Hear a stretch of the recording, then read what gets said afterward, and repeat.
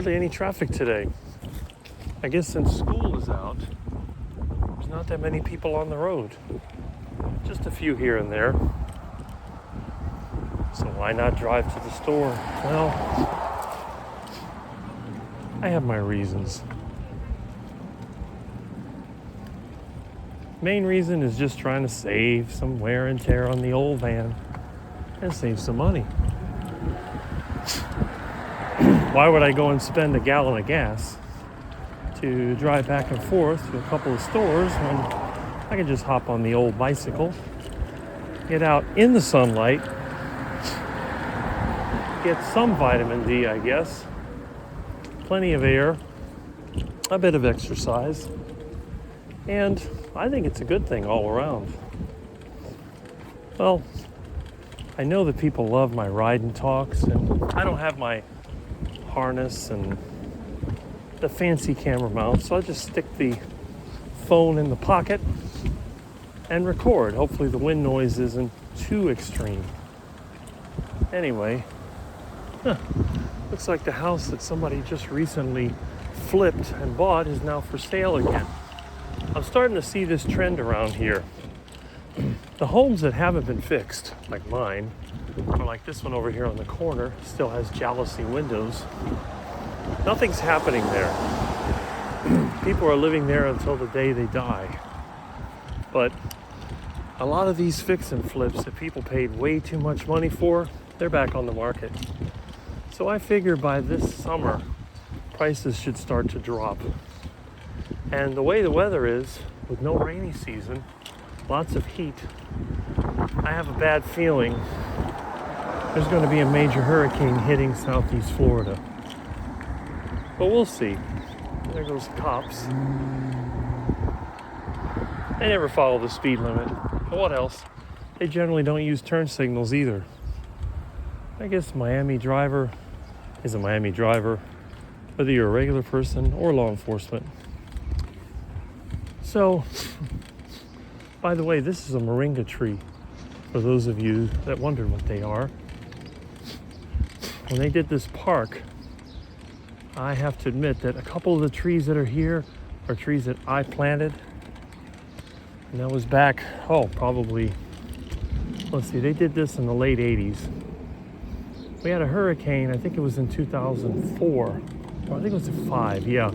We had Wilma and Katrina, I think it was 2005. So there's a couple of trees that blew over that I actually replanted with fruit trees. They're still here. Now, in terms of economy and other things, health and so on, they're all related. There's been a few people that you see on the carnivore channels that talk about the monetary system. They talk about how the economy works, how government works. Some of these people even get themselves involved with government and all those things. And then, some people would say, well, what's the point? This is not talking about carnivore or anything like that. But it's interesting because in order to understand why we have the problems that we do, we have to understand how the system uses desires and basically things that are built into most human beings to manipulate them. Now, what would that be? Well, I've heard it many times. People tell me that there are two motivating factors of people: fear and greed. Now, look at the iguana. So,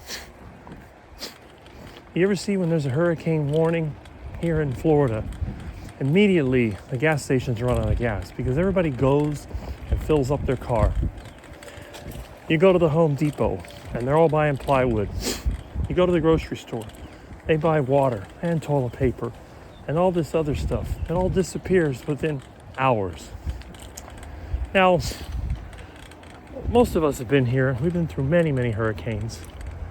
The first one I went through that was pretty powerful was Hurricane Andrew. But we had other warnings we went through as a kid, like Hurricane David. And we know that long before the hurricane season officially starts, which it's already started, but our hurricane season doesn't really start till August. Somebody got another junk car. We generally, well, most people that have a couple of brain cells to rub together, we know that there's going to be a disaster.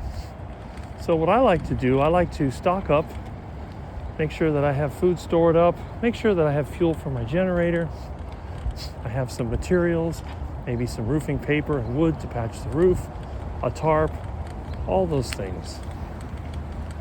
Now, waiting to the last minute is when most people will do it. Now, why is that? It's because of fear.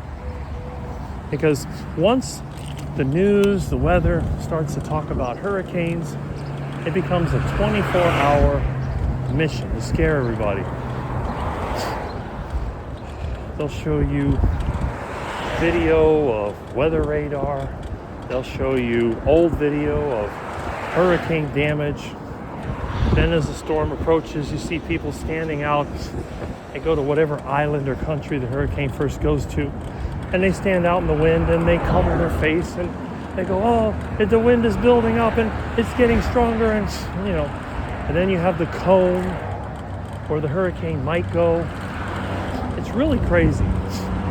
But this is a technique that they use. And it's a very efficient technique, very effective, because let's say that you were in the industry of selling hurricane supplies. You can get the people really scared. You could buy a bunch of these hurricane supplies.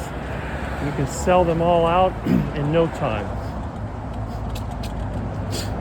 So they know how to use this.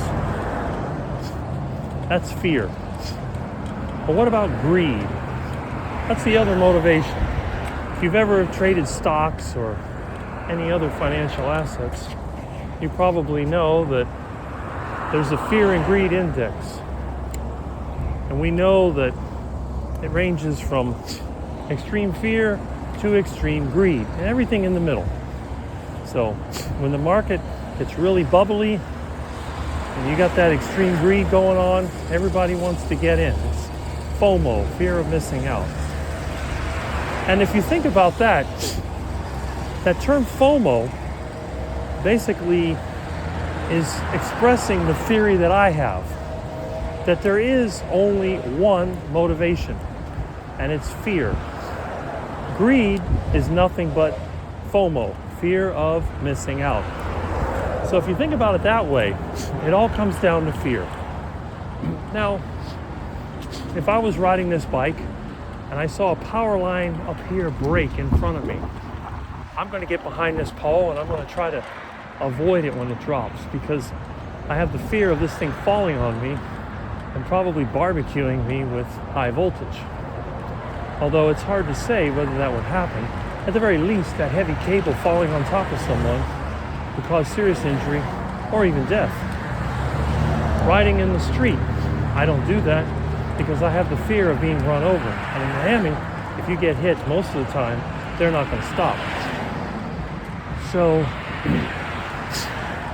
we know the government uses fear very effectively because they have ways, if you don't do what they say, they will do something to you that you don't like. At the very least, they'll stick your hand in your pocket and steal your money. Or they'll steal your home and throw you on the street. Or if they really want to, they'll just grab you and stick you in a cage. And if you really happen to be one of the people that they don't like, they'll strap you down in a chair, hook up some high voltage, or stick some needles in you and fill you with poison. So one way or the other, and of course if you're in a more primitive country, they may use you for target practice. So government is very effective at fear. The corporations do the same thing. If they can get you afraid of something, maybe there's some disease that you're afraid of, and they can get you to buy their treatment or their prevention for it. Or maybe you just don't want to be the person that has the beat up old car and old house.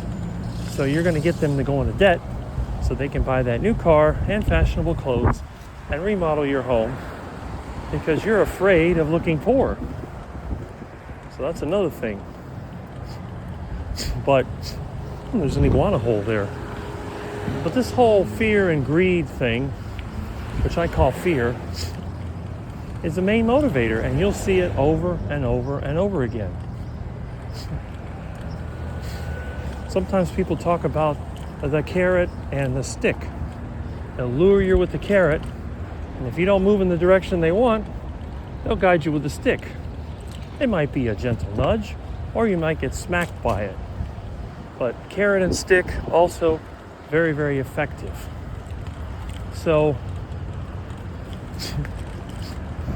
if you're trying to improve your life or the life of others, the first thing you have to do, you have to figure out ways of either using that fear or manipulating it in such a way that it no longer controls your mind or anybody else's. Because once that fear gets in there, it can stop you from doing anything. We know life is dangerous. Anything can happen at any time. But does that mean we should just sit at home and do nothing? Well, guess what? That's not safe either. Even if your home is completely secure and nobody's going to bother you, things can still happen. Like what? Well, you could fall down in your house, have an accident, hit your head, be unable to move. Nobody knows you're there, and you just die. So those things do happen.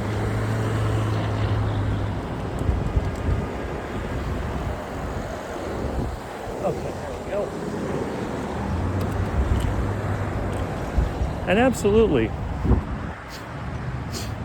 healthy fear is really good. Now, a lot of times we talk about fear of somebody or fear of an institution or even fear of somebody that's out of this world. But there's a healthy fear and an unhealthy fear. Unhealthy fear would be like saying, well, I live in Florida. I can't go outside because I may be eaten by an alligator. I may be attacked by killer bees. I may be hit by some tropical disease. Anything can happen.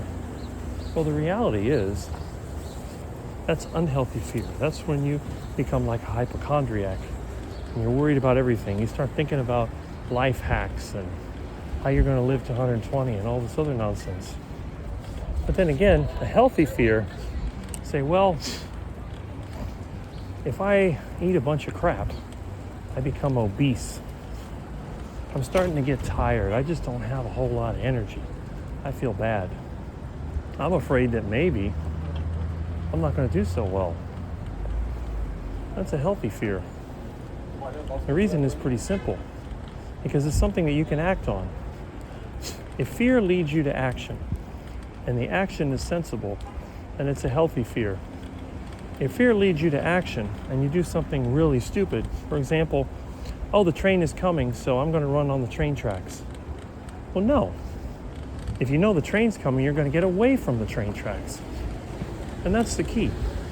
So, nothing wrong with fear. Fear is a great motivator, and fear can save your life. But unhealthy fear can actually take your life. So let's think about it.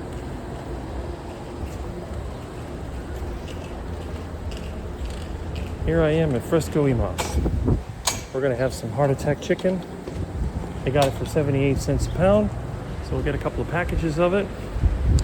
And hopefully, by the time I get back, it'll be around lunchtime.